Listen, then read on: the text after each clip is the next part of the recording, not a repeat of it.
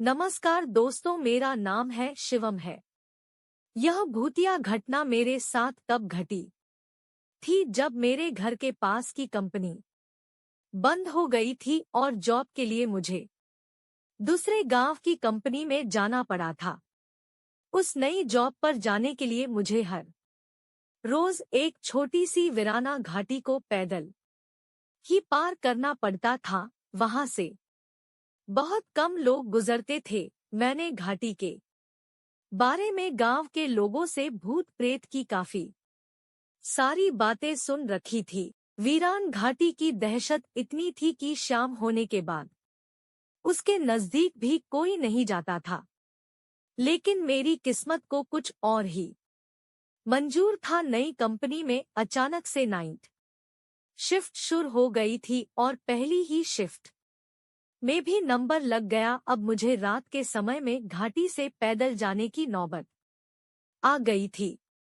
यह बात मैंने सबसे पहले जाकर मेरी पत्नी रश्मि को बताई। उसने बड़े प्यारे स्वरों में कहा, परेशान मत होना शिवम जी, ये दिन भी बीत जाएंगे, फिर हम दोनों में घर रश्मि के गहने बेचकर मेरे एक दोस्त की पुरानी बाइक खरीद ली। रात को मैं सही समय पर घर से अपनी बाइक पर निकला। जब मैंने घाटी में प्रवेश किया तब वहां मुझे एक परिंदा तक नजर नहीं आ रहा था। लेकिन घाटी के बीचों बीच पहुंचने पर अचानक से मेरे आसपास ठंड बढ़ने लगी और कहीं से घना कोहरा जमा होने लगा था। जब मैं उस कोहरे से बाहर निकला तब मुझे बाइक कुछ वजनदार लग रही थी।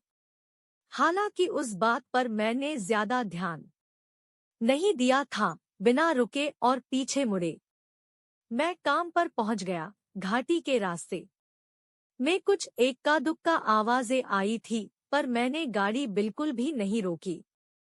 दूसरे दिन मुझे घाटी से जिंदा आते जाते देखकर मेरे दोस्त राजू और गणेश में भी हिम्मत आ गई। फिर उसी कंपनी में वह दोनों भी जॉब पर लग गए। संयोग वश उन्हें भी मेरे साथ नाइट शिफ्ट मिली।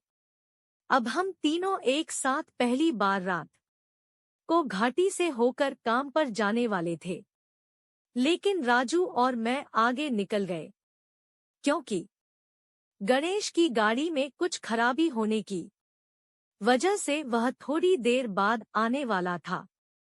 उस रात मुसीबत की शुरुआत तब हुई जब घाटी के बीचों बीच राजू की बाइक बंद पड़ गई थी, इसलिए हमें घाटी में ही रुकना पड़ा। आसपास इतना सन्नाटा था कि जरा सी आहट से रूह कांप जाती थी।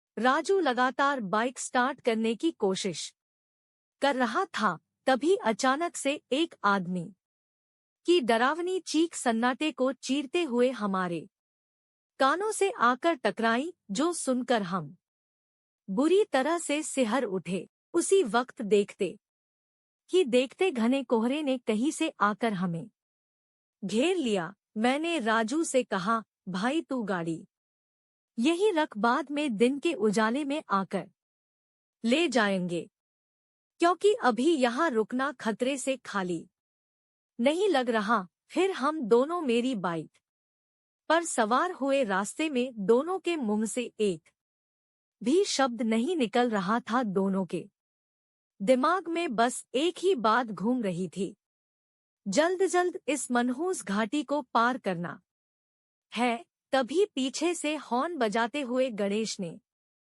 हमें ओवरटेक कर लिया। बाइक पर उसके साथ एक और अनजान आदमी भी बैठा था।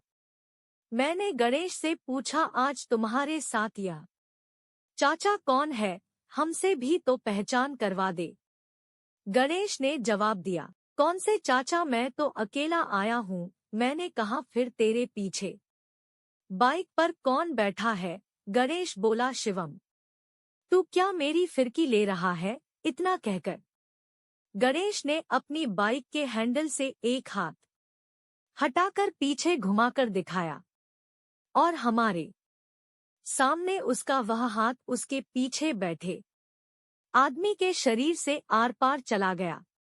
फिर वह अनजान आदमी हमारी तरफ देखकर मुस्कुराने लगा, वह भुतिया नजारा देखकर राजू और मेरे हाथ पैर ठंडे पड़ गए। हम दोनों कुछ भी बोल नहीं पा रहे थे, आवाज जैसे गले में ही अटक गई थी। फिर मैं गाड़ी उसके आगे भागने की कोशिश करने लगा, पर गाड़ी नहीं आगे जा रही थी और नहीं उसमें ब्रेक लग रहा था। उस वक्त मुझे लग रहा था कि बाइक का हैंडल तो मेरे हाथ में है पर चलाने वाला कोई और है। हम गणेश की तरफ ना देखने की कोशिश कर रहे थे।